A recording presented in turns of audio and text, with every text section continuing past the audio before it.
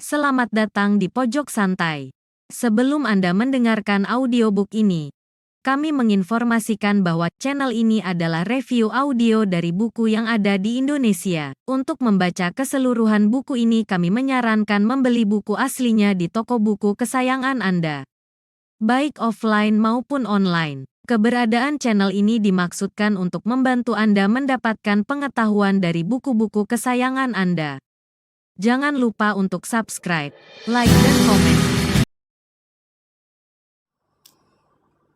Selamat datang di Pojok Santai, channel khusus yang membahas komik dan novel dengan cara asyik. Ternyata, Wiro Sableng rupanya pemuda yang bikin gaduh di dalam biara pensuci jagat. Benarkah pendekar pemetik bunga tengah mengincar para biarawati cantik yang berada di sana? Yuk langsung saja disimak video berikut ini. Gadis berbaju kuning ringkas itu menghentikan larinya di tepi kali berair jernih dengan batu-batu besar di tengah-tengahnya, bertebaran laksana pulau-pulau kecil. Disibakannya rambutnya yang mengurai di kening dan disekanya keringat yang membasahi kuduknya. Dihelanya napas dalam, napas yang ditarik dengan disertai rasa keputusasaan dan kegemasan. 2 hari yang lalu, dia sudah berhasil menemui jejak manusia yang dicarinya. Kemarin, dia bahkan telah menguntit manusia itu. Tapi hari ini, sesampainya di tepi kali itu, bayangan manusia yang dikejarnya kembali lenyap laksana ditelan bumi. Laksana amblas masuk ke dalam kali.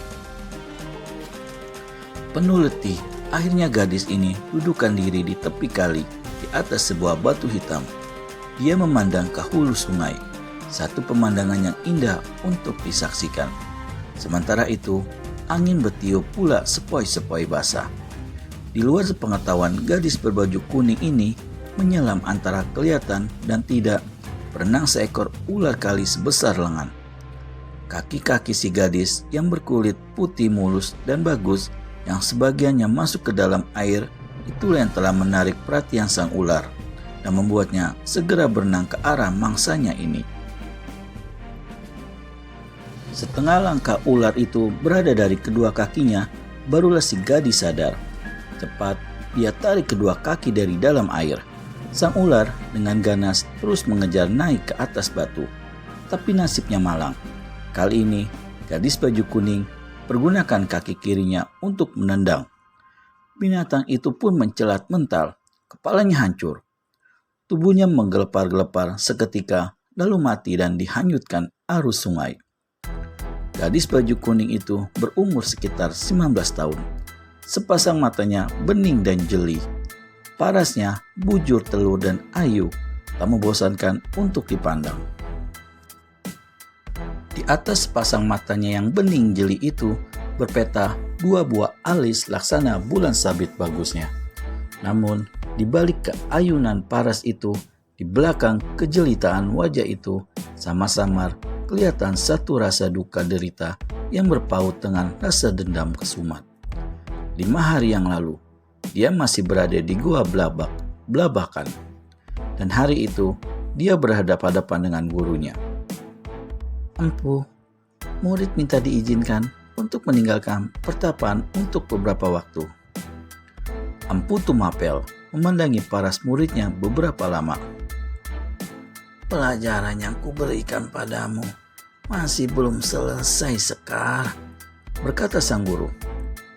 "Kau ingat bahwa 5 tahun lagi baru kau boleh meninggalkan gua Blabakan ini." "Murid ingat, guru. Murid tidak lupa," sahut Sekar. "Tapi kabar yang murid terima dari orang desa yang datang kemarin siang, guru tentu dapat memakluminya." Dan gadis itu menyeka air mata yang meleleh di pipinya.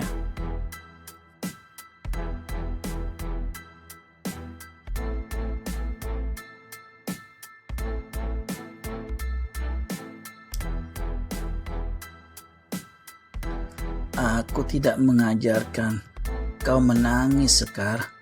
Aku mengajarkan kau ilmu silat, ilmu kesaktian, ilmu batin, ilmu menguatkan jiwa, lahir dan batin, bukan ilmu menangis. Sekar lagi sisa-sisa air matanya dan hentikan tangis. Murid tahu guru, tapi guru juga mesti maklum. Ayahku dibunuh, ibuku dan adik perempuanku diperkosa lalu dibunuh. Dapatkah hati seorang perempuan menghadapi semua ini tanpa air mata?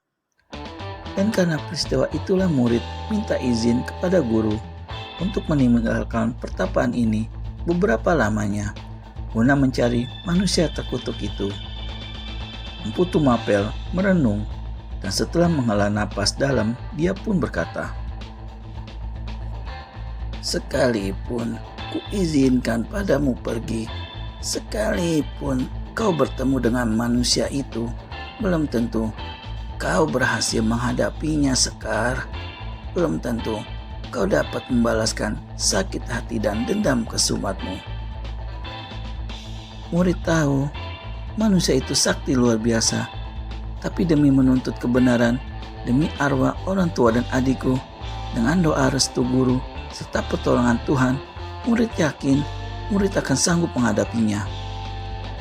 Tapi guru, apakah ilmu meskipun sakti luar biasa, jika dipergunakan untuk kejahatan akan sanggup menghadapi kebenaran dan kekuatannya Tuhan? Empu Tumapel yang berumur 60 tahun terdiam oleh ucapan muridnya itu. "Kau akan mati percuma di tangan manusia itu, Sekar," katanya setelah terdiam diri beberapa lama. "Tidak guru, sekalipun aku mati, aku akan mati dengan puas.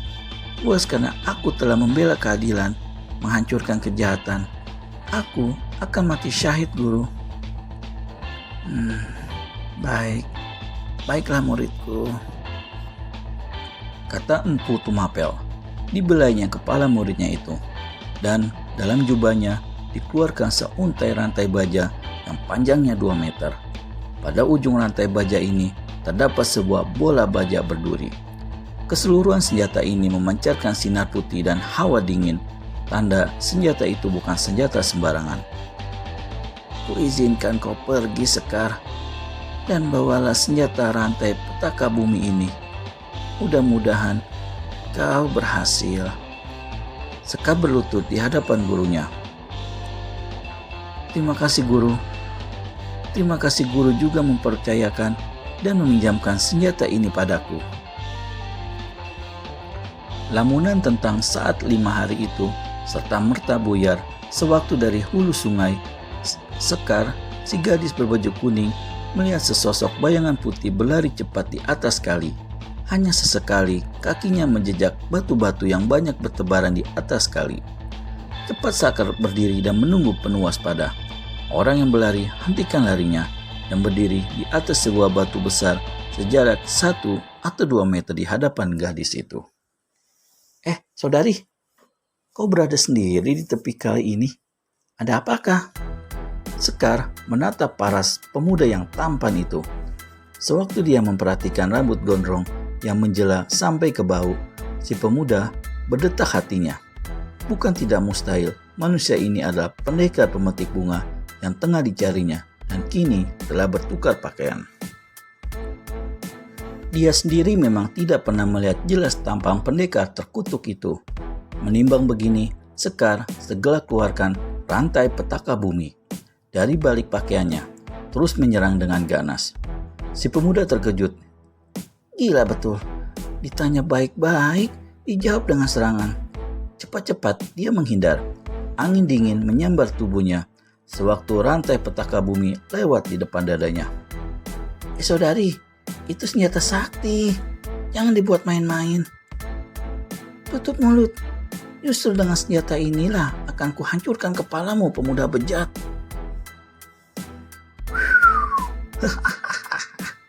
Si pemuda keluarkan siulan dan tertawa gelak-gelak. Inilah ciri-ciri khas dari pendekar yang tak asing lagi, yaitu Wiru Sableng, si pendekar 212. Kenal belum?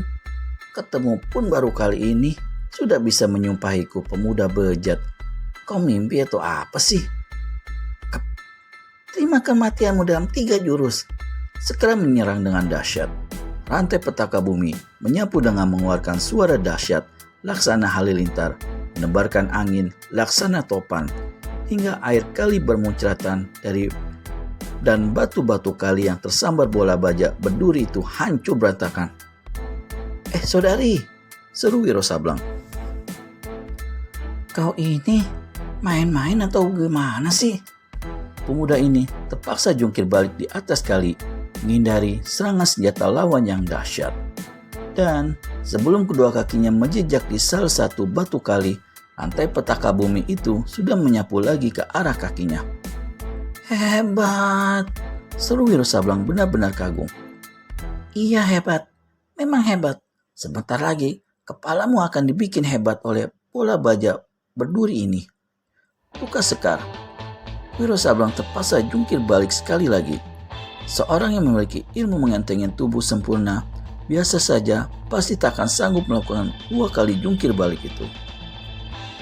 Tapi Pendekar 212 ilmu mengentengin tubuhnya sudah lebih tinggi dari kesempurnaan. Si gadis melihat serangannya melanda angin kosong, jadi penasaran sekali. Saat itu jurus kedua. Tanpa tedeng aling-aling, dia melompat ke muka lebih dekat pada si pemuda dan putar rantai petaka bumi dengan jurus Bumi Dilanda Lindu. Bagaimana kehebohan gadis yang bernama Sekar ini selanjutnya, yang tiba-tiba saja menyerang Wiro, si pendekar kapak maut Naga Geni 212? Temukan jawabannya di video selanjutnya hanya di channel Pojok Santai. Segera subscribe dan tekan tombol lonceng untuk mendapat notifikasi video terbaru dari kami. Terima kasih dan sampai bertemu kembali.